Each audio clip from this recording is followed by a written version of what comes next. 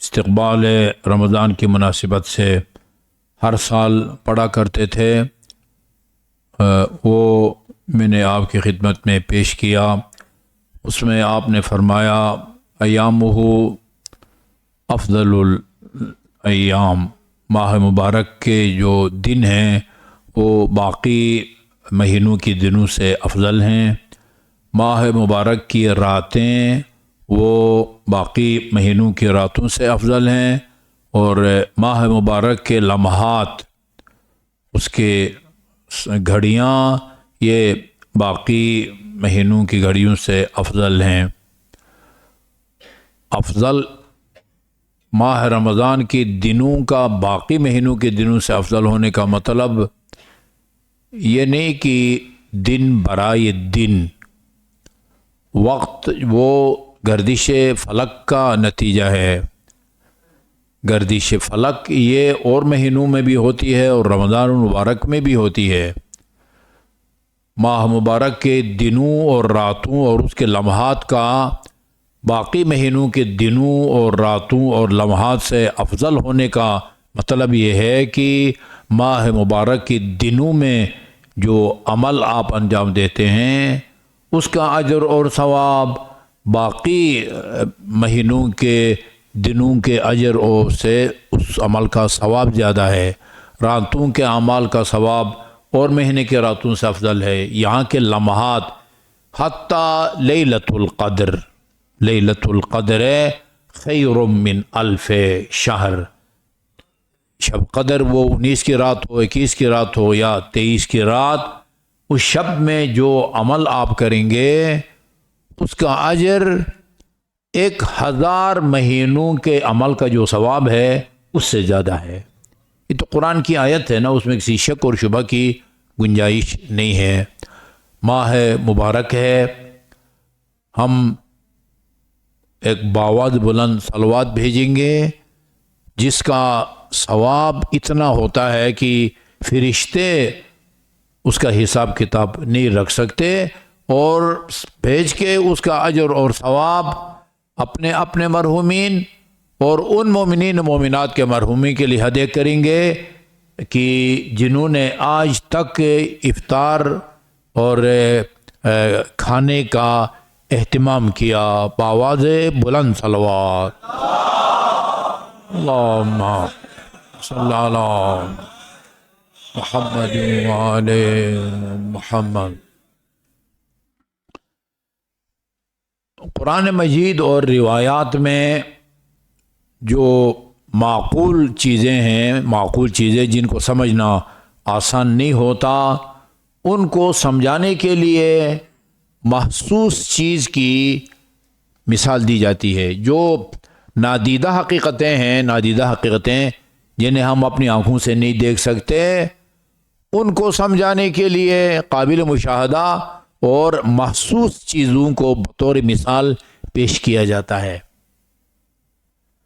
حضرت زہرا علیہ الصلاۃ والسلام کے پاس ایک خاتون آئی، اللہم صلی اللہ محمد وعلی محمد، اور عرض کیا دختر پیغمبر، میری والدہ کو نماز میں بہت شک ہوتا ہے، مجھے انہوں نے آپ کے پاس بھیجا ہے تاکہ آپ ان کے سوالات کا جواب دیں۔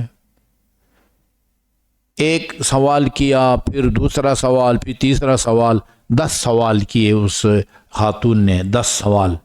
خاتون جنت نے 10 کے 10 سوالات کے جواب دیے۔ اس کے بعد اس خاتون نے کہا کہ دختر پیغمبر، ابھی مجھے شرم آ رہی ہے، میں آپ کو اس سے زیادہ زحمت نہیں دینا چاہتی۔ آپ نے فرمایا، دیکھیں اس کو ہم علمی زبان میں کہتے ہیں معقول کو محسوس سے تشبیہ دینا۔ ایک چیز جو خالص عقلی ہے، نادیدہ ہے، اس کو سمجھانے کے لیے ایک قابل مشاہدہ اور نظر آنے والی چیز کو مثال کے طور پر پیش کیا جاتا ہے تاکہ محسوس کے ذریعے معقول سمجھ میں آ جائے۔ فرمایا کہ اگر ایک آدمی سے کہا جائے یہ ایک تھیلا ہے، مثال کے طور پر یہ توڑا آٹے کا 20 کلو کا ہوتا ہے، کسی سے کہا جائے کہ یہ 20 کلو کا جو توڑا ہے اس کو یہ اپنے پشت پہ اٹھا کے یہ سیڑھی بنی ہوئی ہے، یہ مسجد کے پشت پر چھوڑاؤ، 1,00,000 درہم یا دینار میں تجھے اس کے معاوضہ یا مزدوری کے طور پر دوں گا، جبکہ عام طور پر اس کا جو معاوضہ ہے یا مزدوری ہے 100 روپیہ، 200 روپیہ، 500 ہے۔ تو یہ بندہ جس کو کچھ وزنی نسبتاً سامان چھت تک پہنچانے کا 1,00,000 درہم یا دینار دیا جائے، یہ بوجھ محسوس کرے گا؟ وہ عرض کرتی ہے نہیں دختر پیغمبر۔ دیکھیں جو بی بی نے فرمایا ہے نا، اس سے ہم سب مستفید ہو سکتے ہیں۔ ایک المیہ یہ ہے کہ وہ جتنی بھی دین کی باتیں ہیں نا، دین کی طرف دعوت دینا، کار خیر کی دعوت دینا، آپ سمجھتے ہیں یہ ان مولویوں کا کام ہے جنہوں نے ایک عرصے تک جو ہے نا مفت میں مال امام کھایا ہے، ہماری کوئی ذمہ داری نہیں ہے۔ ایسا نہیں ہے۔ جس طرح نماز ہم سب کی ذمہ داری ہے نا، مولوی جس کے سر پر 7 میٹر کا کپڑا ہے اس پر بھی 5 وقت کی نماز فرض ہے، اور آپ حضرات، آپ پر بھی نماز جس طرح واجب ہے نا، اسی طرح امر بالمعروف اور نہی عن المنکر بھی آپ پر واجب ہے۔ یہ نہ سمجھیں یہ مولویوں کا کام ہے، ہماری جان چھوٹ جائے گی، نہیں، سب سے اللہ تعالیٰ پوچھے گا۔ آپ کو نہیں پتہ کہ نماز واجب ہے؟ پتہ ہے نا؟ اگر آپ کا بیٹا یا بیٹی نماز کی پابندی نہیں کرتے، آپ کا فرض بنتا ہے بیٹے سے کہے نماز پڑھو یا نہیں بنتا؟ اسی کو امر بالمعروف کہتے ہیں۔ آپ کو پتہ ہے سورہ نور میں اللہ تعالیٰ نے فرمایا ہے بھئی یہ وہ سر کے بالوں کو اور گردن کو چھپاؤ، یہ ہے نا قرآن میں، سورہ نور کی آیت ہے۔ آپ کی بچی، آپ کی چھوٹی بہن اگر پردہ نہیں کرتی، اس کو بے حجابی سے روکنا آپ کی ذمہ داری ہے یا نہیں ہے؟ ہے نا؟ اسی کو نہی عن المنکر کہتے ہیں۔ امر بالمعروف اور نہی عن المنکر جس طرح علماء پر واجب ہے، اسی طرح عوام الناس پر بھی واجب ہے۔ البتہ جس کے پاس جتنے زیادہ معلومات ہوں گے اسی حساب سے اللہ تعالیٰ کے ہاں وہ جواب دہ ہوگا۔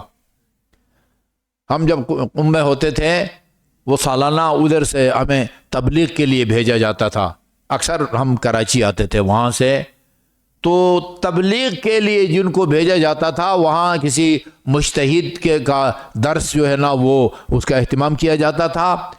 مجھے پتہ ہے طلب منتظری وہ ان کے درس میں جو ہے نا لے جایا گیا جن کو بھیجا جا رہا تھا، تو کہنے لگے کہ روز قیامت جو ہے وہ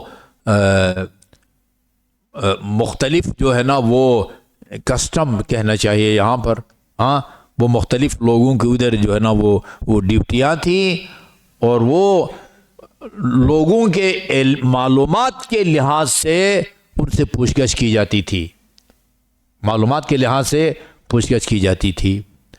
تو یہ جو وہ کیا کہتے ہیں شیخ جعفر ششتری، جن کی کتاب الخصائص الحسینیہ ہے، ایک الخصائص الزینبیہ ہے، جی یہ ان کی کتابیں ہیں۔ اپنے وقت کے بڑے باعمل خطیب تھے شیخ جعفر ششتری۔ اس نے دیکھا کہ وہ ایک لائن لگی ہوئی ہے، ادھر جو ہے نا وہ مجتہدین کی لائن ہے، بڑے بڑے وہ علماء کی لائن لگی ہوئی ہے، اور ادھر ان سے جو سوال جواب ہے وہ امام جعفر صادق علیہ الصلوۃ والسلام کر رہے ہیں۔ سخت جو ہے نا وہ پوچھ گچھ ہو رہی ہے۔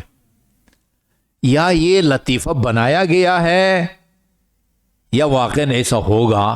انہوں نے سوچا کہ بھئی اگر میں ان علماء کے صف میں کھڑا ہوتا ہوں تو ادھر امام جعفر صادق سے واسطہ پڑے گا، ان کے سوالات تو بڑے سخت ہوتے ہیں۔ تو ایک اور جگہ وہ کسٹم پر امام حسین علیہ الصلوۃ والسلام تھے، ہاں ادھر جو ہے نا وہ عام طور پر وہ کیا کہتے ہیں شعراء مرثیہ خان، جی شعراء مرثیہ خان اگر میں کہتا ہوں تو اس سے مراد جو ہے نا وہ لوگ یقیناً نہیں ہیں جو گانے کے طرز پر قصیدے پڑھتے ہیں۔ امام خوئینی نے فرمایا ہے خود گانے سے زیادہ گانے کے طرز پر قصیدہ پڑھنے کا گناہ ہے۔ خود گانے والے کو اتنے سخت سزا نہیں دی جائے گی جتنی گانے کے طرز پر قرآن کی تلاوت کرنے والے کو ملے گی، نعت پڑھنے والے کو ملے گی، یا قصیدے پڑھنے والے کو۔ قرآن کی توہین ہے۔ گانے کے طرز پر، ہم F74 میں رہتے تھے، ادھر رانا مارکیٹ ہے نا، آپ کے گھر کے نزدیک ہے رانا مارکیٹ، ادھر ایک کتابوں کی دکان تھی۔ میرے بچے چھوٹے تھے، انہوں نے کہا ہمیں ایک نعتوں کی کتاب لا کے دیں، ہم نے سکولوں میں جو وہ نعت پڑھنی ہے۔ تو ادھر سے میں ایک نعتوں کی کتاب لے کے آیا، میں نے کھول کے نہیں دیکھا، تو ادھر دیکھا کہ ہر نعت کے شروع میں اس انڈین گانا بھی تھا جس کے طرز پر یہ نعت جو ہے نا بنائی گئی ہے۔ ہاں، یہ قصیدوں کے بھی ہیں۔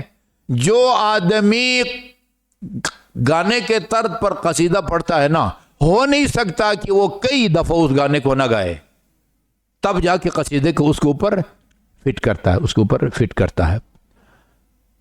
وہ دیبل خزائی، کمیت اسدی، ہاں، وہ اس طرح کے جو شعراء ہیں، وہ جو ہے نا یا مجالس پڑھتے ہیں، بہت بڑے عالم نہیں ہیں لیکن مطالعے کر کے صحیح فضائل پڑھتے ہیں۔ ادھر امام حسین جو ہے نا وہ سخت جو ہے نا وہ ان کا حساب کتاب نہیں ہوتا تھا، تو انہوں نے کہا کہ علماء کی لائن میں لگتا ہوں، وہاں امام جعفر صادق جو ہے نا وہ جو بال کے کھال نکالیں گے، اس لائن میں لگتے ہیں۔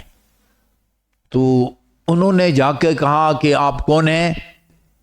کہا میرا نام، ان کا نام شیخ جعفر شوشتری تھا نا، وہ نام کو بھی مختصر کے کہا کہ آپ کا کیا نام ہے؟ کہا جی میرا نام کربلا جعفر ہے۔ اچھا کیا کرتے تھے؟ بس مولا تھوڑے بہت مطالعے ہیں، اور بس وہ کوئی مجلس پڑھتا تھا، مرثیہ پڑھتا تھا، کہ اچھا بھائی جاؤ جنت میں چلے جاؤ۔ ایسا بھی نہیں ہوگا، ٹھیک ہے نا؟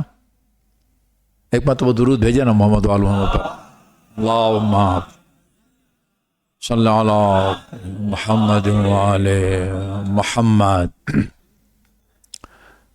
تو یہ صلوات کی فضیلت بیان ہوئی۔ میں بات کیا کر رہا تھا؟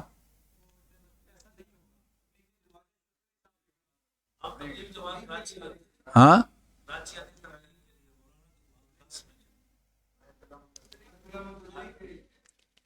خیر، میرا مطلب یہ ہے کہ سب جواب دہ ہیں۔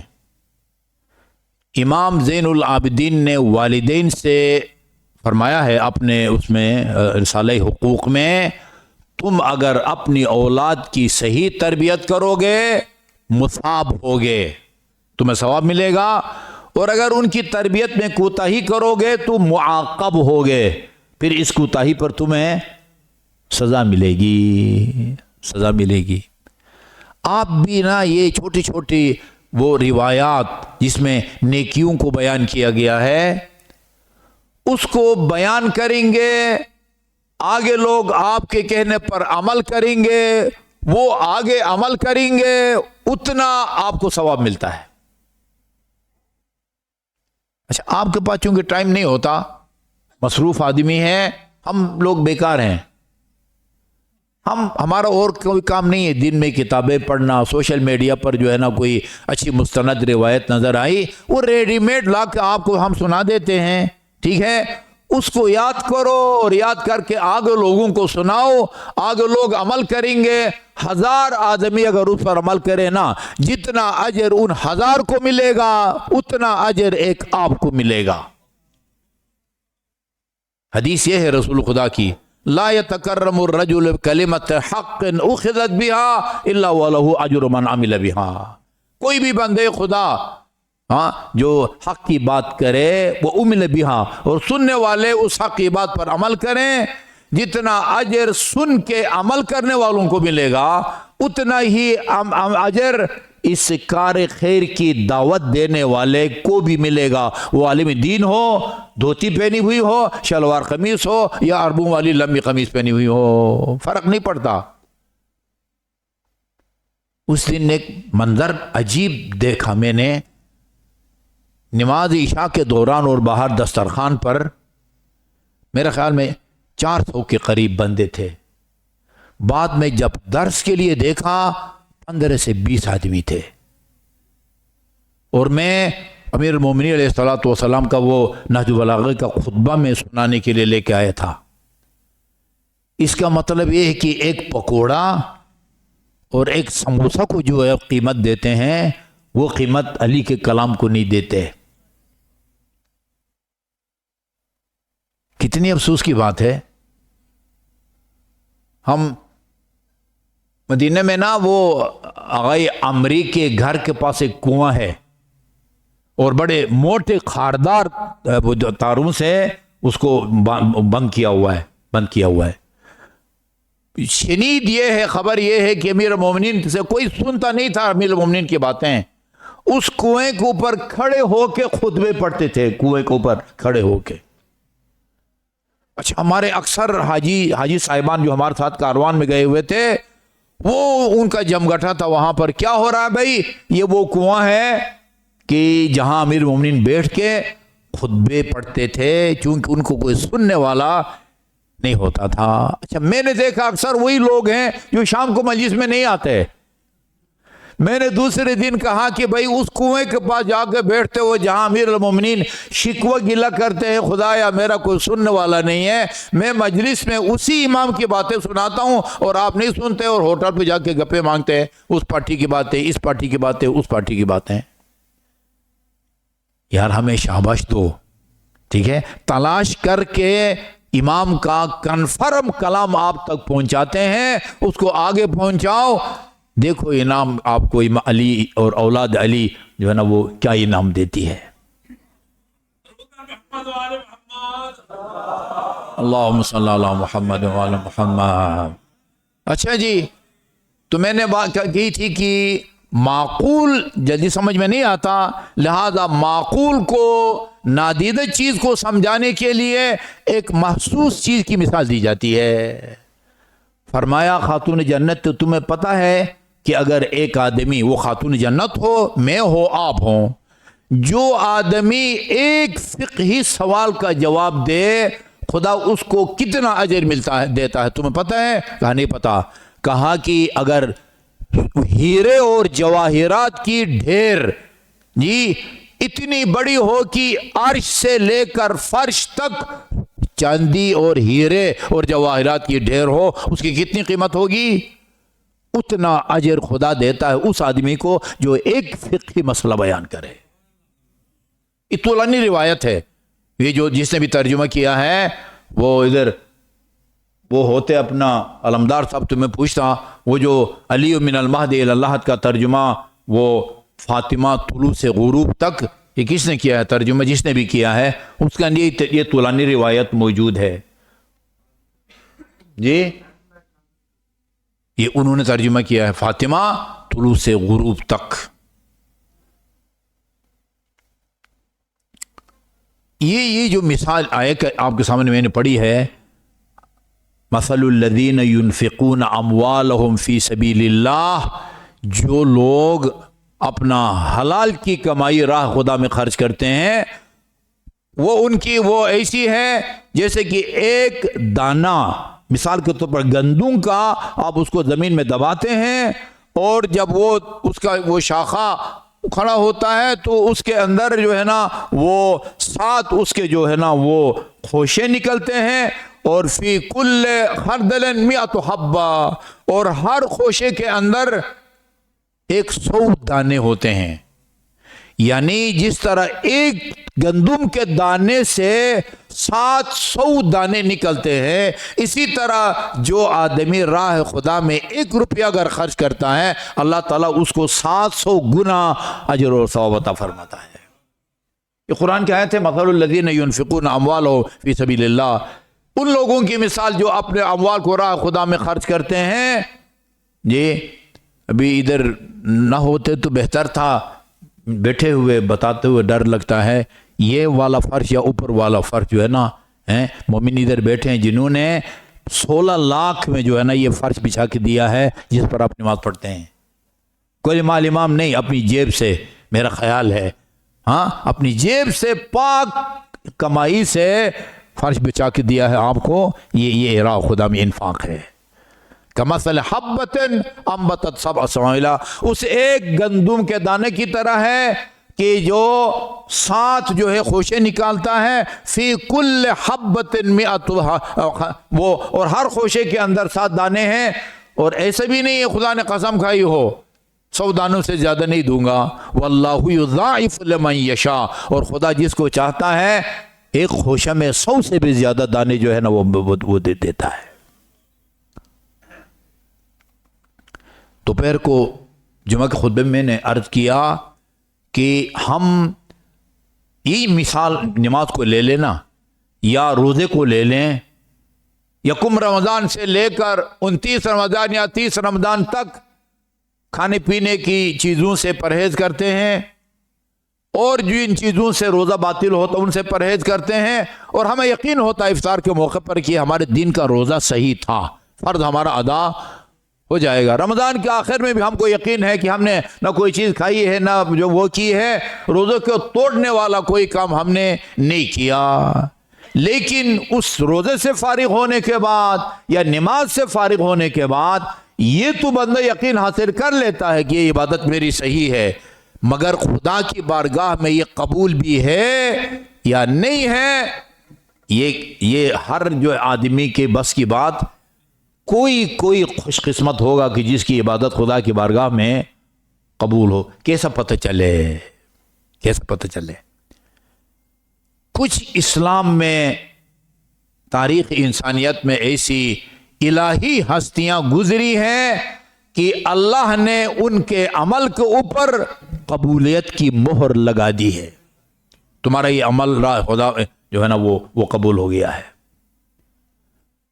شب ہجرت امیر المومنین بستر رسول پر سوئے، عجیب منظر ہے وہ، اچھا وہ اس یقین کے ساتھ آئے تھے کہ محمد ہوگا اور اس کو قتل کریں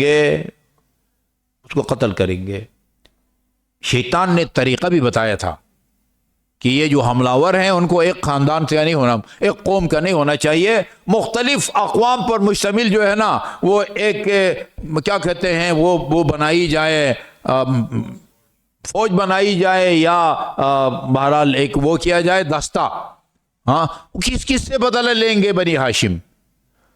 اچھا تو جب وہ ہے تو دیکھا کہ حضرت علی ہے، پوچھا کہ علی کدھر ہے، محمد کدھر ہے؟ کہا کہ کام سے گئے ہیں، بعض روایات میں ہیں بڑے یعنی اس میں آ کے غصے میں کہا کہ محمد کو تم میرے حوالے کر گئے تھے۔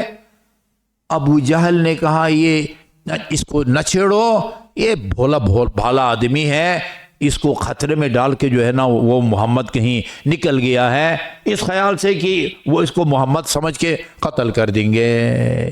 یہ جب سنا نا سادہ آدمی، بھولا بھالا آدمی، تو امیر المومنین نے اپنی شان میں بیٹھے بیٹھے بلکہ لیٹے لیٹے ایک قصیدہ سنا دیا ان کو۔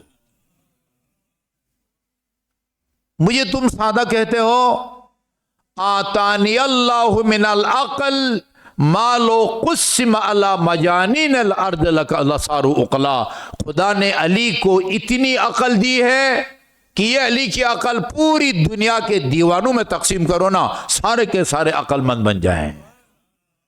وَآتَانِيَ اللَّهُ مِنَ الشُّجَاعَةِ مَا لَوْ قُسِّمَ عَلَى جُبَنَاءِ الْأَرْضِ لَكَانُوا شُجْعَانًا لَصَارُوا شُجْعَانًا، اور خدا نے مجھے اتنا بہادر بنایا ہے، اتنی شجاعت دی ہے کہ وہ پوری دنیا کے بزدلوں اور بھگوڑوں میں وہ علی کی شجاعت تقسیم کی جائے، وہ سارے کے سارے شجاع اور بہادر بن جائیں۔ وَآتَانِيَ اللَّهُ مِنَ الْعِلْمِ لو قسم علی جہلاء الارض لکانوا علماء، اگر علی کے علم کو پوری دنیا کے جاہلوں اور ان پڑھوں میں تقسیم کرو، وہ سارے کے سارے جو ہے نا علماء اور حجت الاسلام اور اللہ میں بن جائیں۔ ہاں یہ آیہ نازل کر کے یہ امیر المومنین کی جو جان نثاری کا عمل ہے نا، اس کو خدا کی بارگاہ میں قبول ہونے کی سند عطا فرمائی اللہ تعالیٰ نے۔ وَمِنَ النَّاسِ مَن يَشْرِي نَفْسَهُ ابْتِغَاءَ مَرْضَاتِ اللَّهِ۔ وہ آئی ولایت، یہ کہتے ہیں نا، یہ خصوصاً یہ مولوی وہ منظور مینگل کہتے ہیں یہ جو شیعہ جو ہے نا وہ صحابہ سے دشمنی رکھتے ہیں، اس کی وجہ سے ان کو قرآن یاد نہیں ہوتا۔ سوشل میڈیا پر اس کی گفتگو موجود ہے. یہ جس قرآن کی میں بات کر رہا تھا، جامعۃ الکوثر میں میٹنگ تھی، شیخ صاحب مرحوم خدا جنت نصیب فرمائے، وہ کھانے کے ٹیبل پر نماز اور کھانے کے وقفے میں کھانا کھلانے کے بعد، یہ 8-10 علماء کرام تھے، ایجوکیشن کے بہت سارے افسران بھی آئے ہوئے تھے، باقی سٹاف، ایک ایک کو ایک قرآن تھمایا، اور تھمانے کے بعد سکردو میں ایک دار الحفاظ ہے، وہاں چھوٹے چھوٹے حافظ قرآن ہیں، 3 حافظان قرآن کو لا کے کھڑا کیا اور کہا کہ ان سے جہاں سے آپ چاہیں قرآن سنیں. قرآن کھول کے مثلا پڑھا، مثل الذین ينفقون اموالهم فی سبیل اللہ کمثل حبۃ، بیٹے آگے سناؤ، وہ فر فر فر فر فر فر دو کے پہاڑے کی طرح سنا. سب نے تقریباً علماء نے بھی اور جو ایجوکیشن کے جو ہے نا بندے تھے انہوں نے بھی سنایا. اچھا، اس کے بعد انہوں نے کہا شیخ صاحب نے، اب ان سے موضوعات کی مناسبت سے آیات سنو. موضوعات، ایک موضوع کو بیان کرنے سے پہلے یہ بتا دوں کہ لوگ آ کے نا رسول خدا کے پاس بیٹھ کے ایسے ادھر ادھر کی باتیں کرتے تھے، وقت ضائع کرتے تھے، کوئی معقول سوال جو ہے وہ نہیں کرتے تھے. جیسے اس بندے نے امیر مومنین سے کہا تھا، اچھا یہ بتاؤ آپ نے اتنا بڑا سا دعویٰ کر دیا ہے، سلونی سلونی قبل ان تفقدونی، یہ میرے سر کے بال کتنے ہیں؟ او خدا دیا بندیا، تجھے اگر پتہ چل گیا کہ سر کے بال کتنے ہیں تو تمہیں کیا فائدہ ہوگا؟ کون سی ڈگری ملے گی؟ اور اگر آخر تک نہیں پتہ چلے تو اس میں نقصان کیا ہوگا؟ امیر المومنین نے فرمایا، مجھے تیرے سر کے بالوں کا بھی پتہ ہے کہ وہ کتنے ہیں، ہر بال کی جڑ کے اندر کیا ہو رہا ہے یہ بھی علی کو پتہ ہے. بالوں کی تعداد، تیرے ایک ایک بال کے جڑ میں ایک شیطان ہے، اس کی ڈیوٹی یہ ہے کہ دن رات تجھ پر لعنت بھیجتا رہتا ہے. اور تیرے گھر میں ایک سخل بکری کا بچہ پل رہا ہے، ابھی 2-2.5 سال کا ہے، بڑے ہو کے وہ میرے بیٹے حسین کی شہادت کا سبب بنے گا.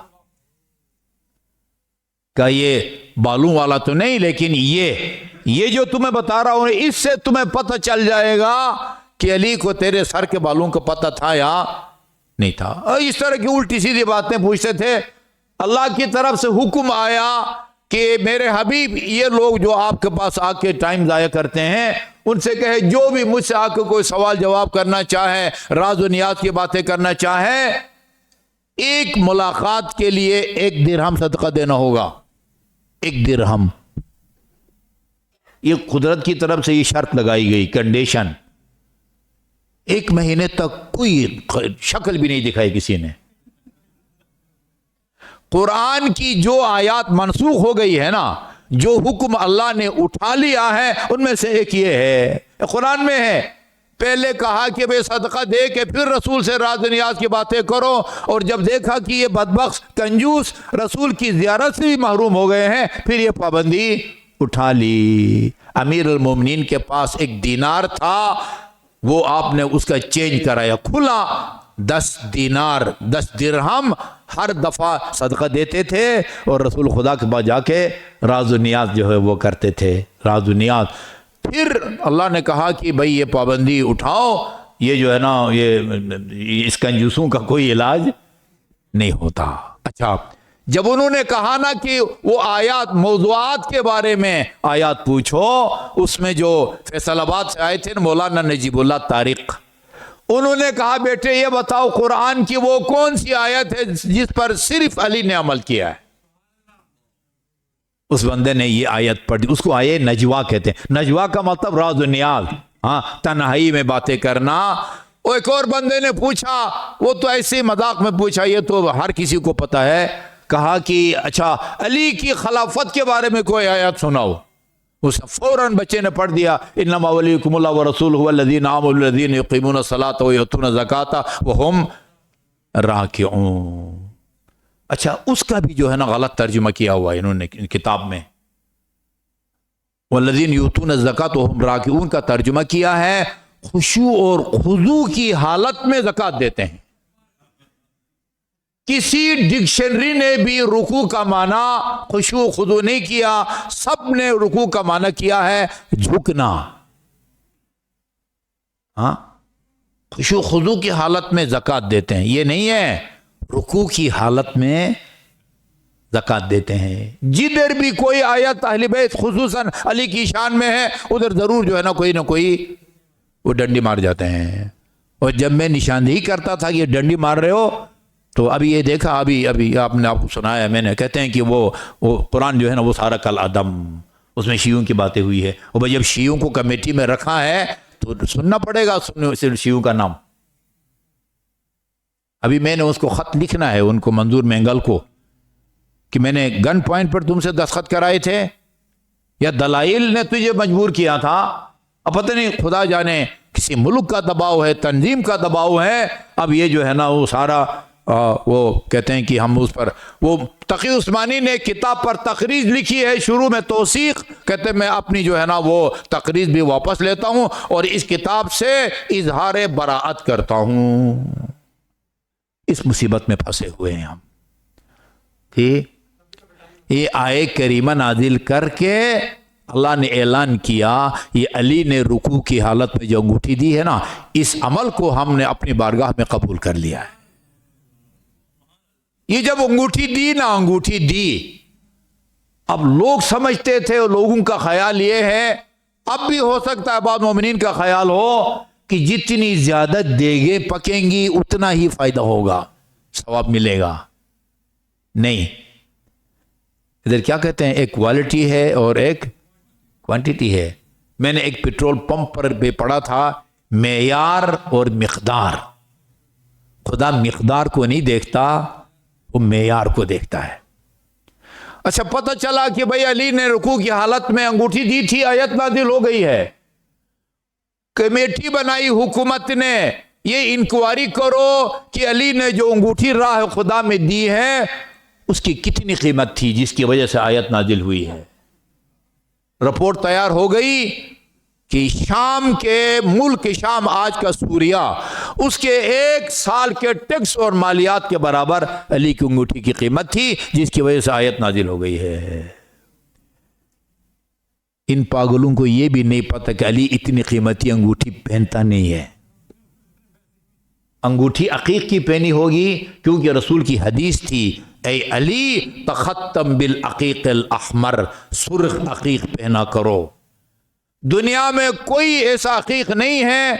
अच्छा जी, और ये जो है नगीना, ये नगीना है ना, हाँ, ये चांदी के ही होगा ना, सोना तो ऐसे भी मर्द पर हराम है। हाँ, चांदी का नगीना और उसके अंदर जो नग है वो अकीक, उसकी कीमत 1 साल जो है ना वो शाम या सूर्य के उसके बराबर किस तरह हो सकती है। अच्छा भाई, माना ये आयत इसलिए नाजिल हुई है कि कीमती बहुत थी। ये आयत विलायत जो है ना वो बड़ी है, या पूरा सूरह दहर बड़ा है। वो सूरह दहर, इसकी कीमत जो है वो शाम के 1 साल के टैक्स से बराबर है। और 3 दिन जो अहले बैत ने खाना खिलाया, हाँ, वो कोई जो है ना वो ओरा गिरोन से जो है ना वो कोई मछली नहीं मंगवाई थी। क्या दस्तरखान पर होगा अहले बैत के दस्तरखान पर इफ्तार के लिए? सूखी रोटी, दूध या पानी। पूरा सूरह दहर नाजिल होता है, अल्लाह ताला इंसान हिन मिन दहर लम यकुन शैअन मज़कूरा। और इसी सूरह दहर में अल्लाह ताला ने बताया कि हम मेयार को देखते हैं, मिकदार को नहीं देखते। ये पूरा सूरह दहर हमने इन पर इसलिए नाजिल किया है कि राह खुदा में खिला के वो ये कहते हैं, इन्नमा नुतइमुकुम लिवजहिल्लाह ला नुरीदु मिनकुम जज़ाअन वला शुकूरा। हम तुम्हें राह खुदा में खिलाते हैं, तुमसे न कोई सिला मांगते हैं, न किसी शुक्रिया की तवक्को रखते हैं। यह है इबादत की और नेकी की रूह। ये नेकी करके फिर उसको दरिया में डालें, तब उसकी कीमत मिलती है। वरना नेकी करके उसको जाहिर करेंगे ना, वो फिर मिट जाती है, मिट जाती है। लिहाजा अल्लाह ताला बाद अपने मुकर्रब बंदों के अमल को कबूल करके اس پر مہر لگا دیتا ہے اور آیت نازل کرتا ہے. یہ آیہ کریمہ ہے نا فوجدک والضحیٰ ہے نا، سورہ ضحیٰ کی آیت ہے. ووجدک عائلا فاغنا. عائل فقیر، نادار، مالی اعتبار سے جو کمزور ہو اس کو عالی کہتے ہیں. لہذا امیر المومنین کا فرمان ہے ما آل من اقتصد، جو میانہ روی اختیار کرتا ہے، نہ فضول خرچ ہے نہ کنجوس، وہ کبھی غریب نہیں ہوتا. جی وہ کبھی غریب نہیں ہوتا. فوجدک عائلا فاغنا. اللہ نے دیکھا اپنے حبیب کو کہ یہ مالی اعتبار سے کمزور ہے، غریب ہے. فاغنا، اللہ تعالیٰ نے اتنا مال دیا کہ ان حضرت کو بے نیاز کر دیا. آیت یہاں تک ہے فوجدک عائلا فاغنا. اللہ نے دیکھا کہ آپ فقیر ہیں، غریب ہیں، مالی اعتبار سے کمزور ہیں، جو بہت بڑا مشن لے کے جا رہے ہیں، اس مشن کے لیے یہ آپ کے پاس جو پیسہ ہے تھوڑا بہت یہ کافی نہیں ہے. فاغنا. اس کے بعد فخر الدین جیسا بندہ، فخر الدین رازی، اس کے الفاظ یہ ہے فوجدک عائلا فاغنا بمال خدیجہ. خدا نے دیکھا کہ آپ غریب ہیں. اللہم صلی اللہ محمد وآل محمد.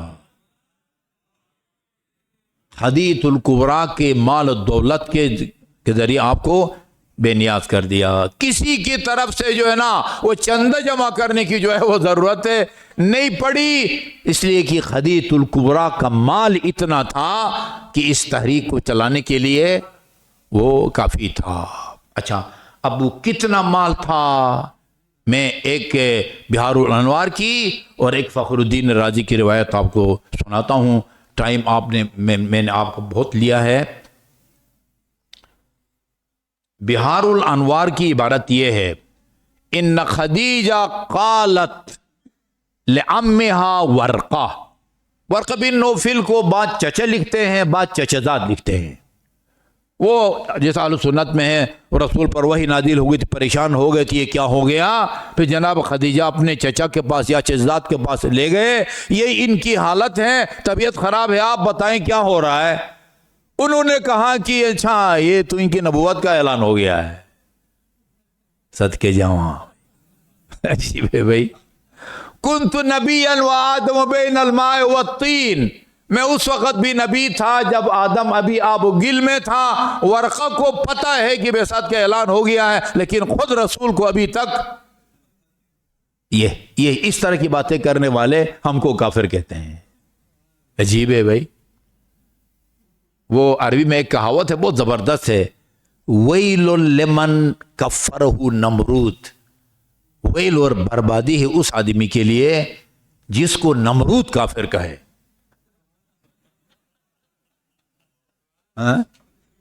گل سمجھیے. درود بھیجے محمد وآل محمد. اللہم صلی علی محمد وآل محمد.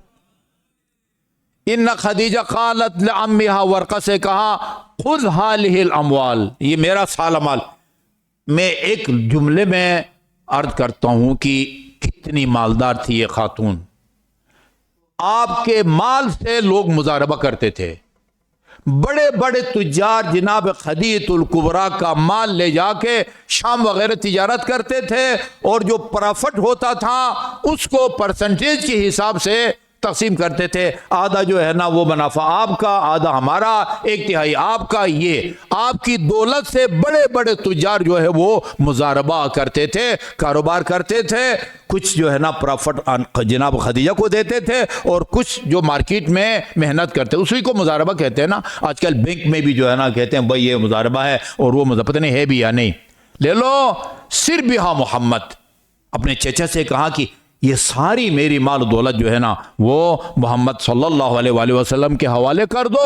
وقل لہو، اور میری طرف سے ان کی خدمت میں یہ عرض کرے ان هذه جميعها ہدیۃ اللہ، یہ سب کچھ میں آپ کو ہدیتاً پیش کر رہی ہوں. وہ مال جس پر بڑے بڑے تجار مارکیٹ میں جو ہے نا کام کرتے تھے. مضاربہ ہی ملکہ یتصرف فیہا کیف شاء. آج کے بعد یہ تمام سونا چاندی مال مویشی یہ سب آج کے بعد میں اس کے مالک نہیں ہوں, آپ اس کے مالک ہیں. ملکہ یہ آپ کی ملکیت ہے. یا یتصرف فیہا کیف شاء, جیسے چاہیں اور جہاں چاہیں اس کو خرچ کریں. وقل لہو, اور ان کی خدمت میں یہ بھی عرض کرے میری طرف سے, ان مالی, میرا سارا مال, و عبیدی, میرے غلام نوکر چاکر, و جمیع ما املک, اور جو کچھ میری ملکیت میں ہے, و ما تحت یدی, اور میرے قبضے میں ہے, فقد وہبت لمحمدا اجلالا و اعظاما, محمد مصطفیٰ کی تکریم اور ان کے احترام کے طور پر یہ سارا مال میں ان کو ہدیہ کر رہی ہوں. اچھا جی. فوقف ورقہ بین زمزم والمقام, یہ ورقہ جو چچزاد تھا یا چچا, یہ زمزم, ابھی زمزم کا نشان ختم ہے. پرانے زمانے میں وہ ایک کالے ماربل کا وہ نشان تھا, یہ بتانے کے لیے یہاں سے زمزم نکلا تھا, لیکن لوگ اس جگہ جا کے رکتے تھے, بگدڑ مچ جاتی تھی. اب وہ جو ہے ماربل اٹھا لیا گیا ہے, لیکن وہ اس وقت وہ نشان تھا. زمزم اور مقام ابراہیم کے درمیان میں وہ کھڑا ہو گیا, اور وَنَادَى بِأَعْلَى صَوْتِهِ, بلند آواز میں اس نے پکارا, یا معاشر العرب, اے عربو سنو, ان خدیجہ, جناب خدیجہ الکبریٰ, تشہدکم, تم سب کو گواہ بنا رہی ہے. تم سب کو گواہ بنا, وہ جو حج پہ آئے ہوئے تھے لاکھوں میں تھے, ہزاروں میں, تم سب کو جناب خدیجہ گواہ بنا رہی ہیں کہ انہا قد وہبت نفسہا و مالہا و عبیدہا و خدمہا و جمیع ما ملکت بیمینہا, کہ اس نے اپنی جان کو بھی رسول کے حوالے کر دیا ہے, اپنا سارا مال بھی, اپنے خدمت گزار بھی, اور مال مویشی سب کے سب, حتی حق مہر بھی معاف کر رہی ہے. سب محمد کے لیے جو ہے نا ہبہ ہے. یا لمحمد و جمیع ما بذل اللہ مقبول منہ وہ ہدیت منہا, جو وہ خرچ کریں مجھے قبول ہے, میری طرف سے وہ ہدیہ ہے. اعظاما ورغبتا فیہ فکونوا علیہا من الشاہدین, وہ جتنے بھی مسجد حرام میں لوگ ہو سب گواہ رہو. آج کے بعد میں اپنے کسی مال کی مالک نہیں ہوں, سب میں نے رسول خدا کو ہدیہ کر دیا ہے. یہ ہے بہار الانوار کی روایت. آئیے فخر الدین رازی نے کیا لکھا ہے. اچھا جی, امام فخر الرازی لکھے, کہا کہ فوجدک عائلا فاغنا, اللہ نے دیکھا کہ آپ کمزور ہیں مالی اعتبار سے, فاغناہ بمال خدیجہ, جناب خدیجہ الکبریٰ کے مال سے آن حضرت کو بے نیاز کر دیا. اس میں لکھتے ہیں کہ انہو علیہ السلام دخل علی خدیجہ وہو مغموم, رسول خدا بڑے غم کی حالت میں جناب خدیجہ کی خدمت میں گئے. فقالت لہو ما لکا, جناب خدیجہ نے فرمایا یا رسول اللہ آپ پریشان لگ رہے ہیں, خیریت تو ہے؟ فقال الزمان زمان قحط, بڑا قحط کا زمانہ ہے. دیا فَإِنْ أَنَا بَذَلْتُ الْمَالِ يَنْفَدُ مَالُكَ, وہ تمہارا مال جو میرے پاس ہے وہ خرچ کرتا ہوں تو مجھے شرم محسوس ہوتی ہے کہ ہاں اپنی ہمسر کا مال جو ہے وہ اپنے مشن کے اوپر لگا رہا ہے. وَإِنْ أَنَا لَمْ أَبْذُلْ أَخَافُ اللَّهَ, دیا اور اگر نہیں خرچ کرتا پھر خدا کا خوف ہے کہ کہیں یہ کام میں کوتاہی نہ ہو. فَدَعَتْ قُرَيْشًا, چنانچہ یہ فخر الدین الرازی لکھ رہے ہیں, قریش کو بلایا, جناب خدیجہ الکبریٰ نے قریش کو بلایا. وفیہم الصدیق, اور اس میں حضرت ابوبکر بھی تھے. قال الصدیق, یہ بات حضرت ابوبکر کر رہے ہیں, فرماتے ہیں فاخرجت دنانیرا, ایک لگتا ہے بوریاں لے کے گئی تھی ادھر.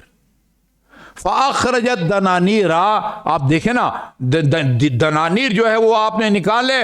وصبتها, سبت کا مطلب ہوتا ہے یہ گلاس میں پانی ہے نا, ان کو یوں الٹا دینا, انڈیل دینا.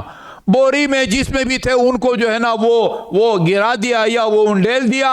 حتی بلغ مبلغن, اور یہ سونے کی ڈھیر اتنی اونچی ہو گئی، ڈھیر کے ادھر کے بندے ادھر کے بندوں کو نظر نہیں آتے تھے. ہاں، ادھر 1000 روپے دے کے کسی نے کہا تھا قوم کے بارے میں 2 رکعت نماز پڑھ کے وحی کا انتظار کرتا ہے. لم یبلو بصری علی ما کان جالسا قدامی لکثرت المال. ہاں، ادھر کا بندہ ادھر کے بندے کو اور ادھر کا بندہ ادھر کے بندے کو، یعنی بیچ میں سونے کے ڈھیر حائل ہو گیا. جی ہاں. اور ثم قالت، اس کے بعد فرمایا بی بی نے، اشہدو، گواہ رہو تمام، حضرت ابوبکر سمیت تمام قریشیوں کو کہا گواہ رہو، ان ھذا المال مالہ، یہ سارا رسول خدا صلی اللہ علیہ وسلم کا مال ہے. جی آپ، انشاء فرقہ و انشاء امسکہ، ان کی مرضی ہے، چاہیں تو اس کو خرچ کر دیں، اپنے اس مشن کو آگے بڑھائیں، چاہیں تو اس کو اپنے پاس روکے رکھیں. میں نے تمام تر اختیارات ان کو سونپ دیے ہیں.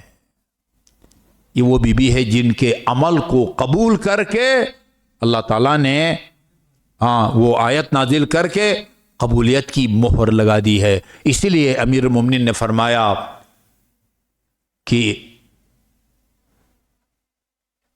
وہ عمل جس کے ساتھ تقویٰ ہو اس کو کم نہ سمجھو. وَكَيْفَ يَقِلُّ مَا يُتَقَبَّلُ، اس عمل کو آپ کم نہیں کہہ سکتے جو خدا کی بارگاہ میں قبول ہو گیا ہو. اہل بیت اطہار کے تمام اعمال اللہ تعالیٰ کی بارگاہ میں قبول ہیں. عام الحزن، یعنی آپ اندازہ لگائیں جناب خدیجہ الکبریٰ کے فراق کا ان حضرت پر اتنا بڑا صدمہ تھا. ایک ہی سال میں حضرت ابو طالب اور جناب خدیجہ الکبریٰ دونوں اس دنیا سے رخصت ہوئے. پورے سال کا نام عام الحزن رکھ دیا، غموں کا. مجھے عرض کرنے دیں، ماں اور بیٹی دونوں کی ایک مظلومیت جو ہے نا، آپ کو مکہ معظمہ میں اور مدینہ منورہ میں نظر آئے گی. یہ بتایا جاتا ہے، بعض جو ماہرین ہیں تجربہ کار، بار بار مولانا مرزا صادق حسن جیسے آدمی، وہ مکہ میں جو ہے وہ جہون کے علاقے میں، وہ اوپر کافی اوپر وہ چھوٹی سی 4 دیواری ہے، وہاں جناب ابو طالب، عبد المطلب، جناب خدیجہ الکبریٰ، بس صرف قبر کی جگہ ہیں، کوئی نام و نشان نہیں ہے. لیکن مجھے عرض کرنے دیں جناب خدیجہ الکبریٰ سے، آپ کی قبر کی جگہ تو مسلمانوں کو معلوم ہے نا. ہمارا سلام ہو آپ کی مظلومہ بیٹی پر. لِأَيِّ الْأُمُورِ بِضْعَةُ الْمُصْطَفَىٰ تُوفَىٰ سَرَاهَا، کون ہمیں بتائے گا کہ رسول کی بیٹی کی قبر کیوں مغفر رکھی گئی ہے؟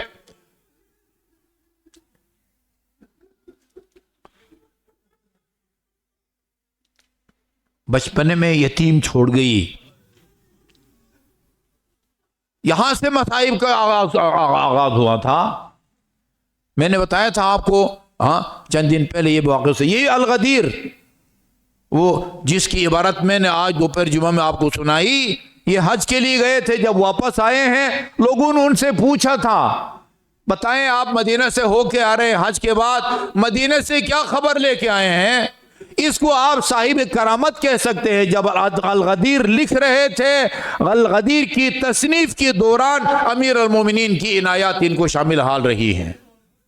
جی، ان سے پوچھا گیا مدینے سے کیا خبر لے کے آئے ہیں؟ کہا میں مدینے کے ہواؤں فضاؤں سے خاتون جنت کے نالوں کی آواز سن کے آ رہا ہوں. ایک جملہ مصائب کا طوفان ہے. اس وہ مرثیہ کے مصرے کو وہ مدارس میں پڑھائی جانے والی سنی اور شیعہ مدارس میں پڑھانے والی کتابوں میں یہ مرثیہ کا جملہ موجود ہے. صبت علی مصائب لو انہا صبت علی الایام سرن لیالیا. بابا آپ کی رحلت کے بعد مصائب کے وہ پہاڑ توڑے گئے، اگر روشن دنوں پر پڑھتے سیاہ راتوں میں تبدیل ہو جاتے ہیں. اذا مات میت، بڑا نفسیاتی جملہ ہے. اذا مات میت قل ذکرہ، ہم سب نے اپنے اپنے عزیزوں کے فراق کا صدمہ دیکھا ہے، کسی نے والدین کے فراق کا، کسی نے جوان بیٹے کا، کسی نے جوان بیٹی کا۔ مجھے آپ اندازہ لگائیں، بتائیں اگر کسی کا جوان بیٹا اچانک فوت ہوا ہو، اس وقت جب وہ دم توڑتا ہے اس کی کیا کیفیت ہوتی ہے، اس کو سنبھالنا مشکل ہو جاتا ہے۔ 2 دن اگر یہ کیفیت رہے وہ زندہ نہیں رکھ سکتا۔ فرماتی ہے اذا مات میت قل ذکرہ، اس دنیا سے جب کسی کا عزیز بچھڑتا ہے، وقت گزرنے کے ساتھ ساتھ وہ اپنے مرحوم یا مرحوموں کو بھول جاتا ہے، ہاں اس کا ذکر یاد کم ہوتی جاتی ہے۔ وَذِكْرُ أَبِي مُنْتُمَاذَ وَاللَّهَ أَزْيَدُ، مگر میرے بابا کی فراق کے بعد وقت گزرنے کے ساتھ ساتھ میرے بابا کا غم اور تازہ ہوتا جاتا ہے۔ کیوں ایسا ہوتا ہے عزادارو؟ ہماری روایات ہیں، امام مظلوم کربلا نے ہم سے یہ کہا ہے اب جب تمہارا کوئی مارا جائے یا مر جائے تو مجھے اپنے غریب الوطن امام کو یاد کر کے رو لیا کرو، اس سے تمہارے غموں کا بوجھ ہلکا ہو جائے گا۔ یہ واحد مظلومہ ہے جس کو جی بھر کے بابا کے غم میں رونے سے روکا گیا۔ لوگ آئے باقاعدہ امیر المومنین سے کہا کہ خاتون جنت سے کہیں کہ آپ یا رات کو رویا کریں ہم دن کو آرام کریں، یا دن کو رویا کریں ہم رات کو آرام کریں۔ آپ نے فرمایا ان سے کہو یا علی کہ میں زیادہ دن اس دنیا میں اب زندہ نہیں ہوں، چند دن کی مہمان ہوں، میں دن کو بھی روؤں گی رات کو بھی روؤں گی، ہاں میں تمہارے مدینہ شہر سے باہر نکل جاؤں گی۔ امیر المومنین نے بیت الاحزان بنا کے دیا، صبح حسن اور حسین دونوں شہزادوں کو لے کے جاتی تھی اور شام کو واپس آتی تھی۔ اور آخری جملہ سن لیجئے، لم تزل بعد ابیہا معصبۃ الراس، بابا کے بعد جتنے دن زندہ رہی 75 دن یا 90 دن، ہر وقت سر مبارک کو ایک رومال سے باندھے رکھتی تھی۔ منحدت الرکن، 18 سال کی عمر میں کمر جھک گئی تھی۔ یہ دونوں باتیں سمجھ میں آتی ہیں؟ جی، انسان جب کوئی بیماری ہو، سر میں درد محسوس کرتا ہے، سر کو باندھنے سے افاقہ ہوتا ہے، بندہ کمزور ہو تو وہ کمر جھک جاتی ہے۔ محمرت العین، ایک آنکھ سرخ رہتی تھی۔ کہتے ہیں امیر المومنین کی طرف نظر اٹھا کے نہیں دیکھتی تھی کہ کہیں علی کی نظر نہ پڑے، اس کو پر پیمانہ صبر کہیں لبریز نہ ہو جائے۔ میں عزاداروں سنا کرتا تھا کہ کسی نے دختر پیغمبر کو تماچا مارنے کی گستاخی کی ہے، میں نہیں باور کرتا تھا۔ اس دن سے میں نے باور کیا ہے، مصائب میں بیان کرتا ہوں، جب سے میں نے آیت اللہ العظمی محمد حسین کمپانی اصفہانی کا یہ مرثیہ پڑھا ہے، قد جاوز الحد بلطم الخد، ان لوگوں نے دختر پیغمبر کو تماچا مار کے ظلم و ستم کی انتہا کر دی۔ شلت ید العدوان والتعدی، کاش یہ ہاتھ ہوا میں خشک ہو جاتا دختر پیغمبر کے چہرے تک پہنچنے سے پہلے۔ لا اضحک اللہ سن الدہر ان ضحکت وآل احمد المظلومون قد قہروا ولا حول ولا قوة الا باللہ العلی العظیم۔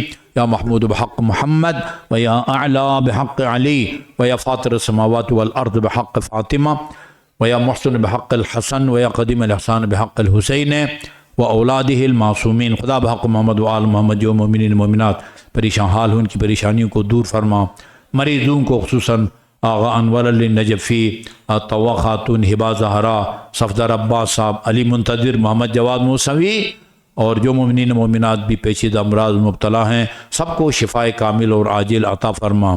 اسرائے امامیہ دنیا میں جہاں کہیں بھی قید و بند کی صوبتوں میں ہیں، سب کو جلد از جلد اور باعزت رہائی نصیب فرما۔ رہبر معظم کو اپنے حفظ و امان میں رکھ، دشمنان اسلام اور مسلمین اور ان کی سازشوں کو ناکام بنا۔ اسرائیل، امریکہ اور ان کے تمام صورتکاروں کو اپنی قدرت کاملہ سے نیست و نابود فرما۔ قائم آل محمد کے توجہات حاس کو ہم سب کے شامل حال فرما، آپ کے ظہور میں تعجیل فرما، ہمیں آپ کے اعوان اور انصار میں شامل ہونے کی توفیق عطا فرما۔ جن مومنین مومنات کے تعاون سے یہ مجلس اعلیٰ منعقد ہوئی ہے اور ان کے رزق حلال میں وسعت عطا فرما، ان کے مرحومین مرحومات کے گناہان صغیرہ اور کبیرہ کی مغفرت فرما، انہیں اہل بیت اطہار خصوصاً خاتون جنت کی شفاعت اور ان کے جوار میں مقام عطا فرما، جملہ مرحومین مرحومات اور خصوصاً اپنے مرحومین مرحومات ایصال ثواب کے لیے سورہ فاتحہ۔ بسم اللہ الرحمن الرحیم، الحمد للہ رب العالمین الرحمن الرحیم مالک یوم الدین، ایاک نعبد و ایاک نستعین، اہدنا الصراط المستقیم صراط الذین انعمت علیہم غیر المغضوب علیہم ولا الضالین۔ بسم اللہ الرحمن الرحیم، قل هو اللہ احد اللہ الصمد لم یلد ولم یولد ولم یکن له کفوا احد۔ بسم اللہ الرحمن الرحیم، قل هو اللہ احد اللہ الصمد لم یلد ولم یولد ولم یکن له کفوا احد۔ بسم اللہ الرحمن الرحیم، قل هو اللہ احد اللہ الصمد لم یلد ولم یولد ولم یکن له کفوا احد۔ بسم اللہ الرحمن الرحیم، قل هو اللہ احد اللہ الصمد لم یلد ولم یولد ولم یکن له کفوا احد۔ مومنین کرام، آپ سب نے تو اکثر کو معلوم ہے مولانا ملک جواد حسین وہ مسجد شاہ نجف کے سانحہ میں شہید ہوئے تھے۔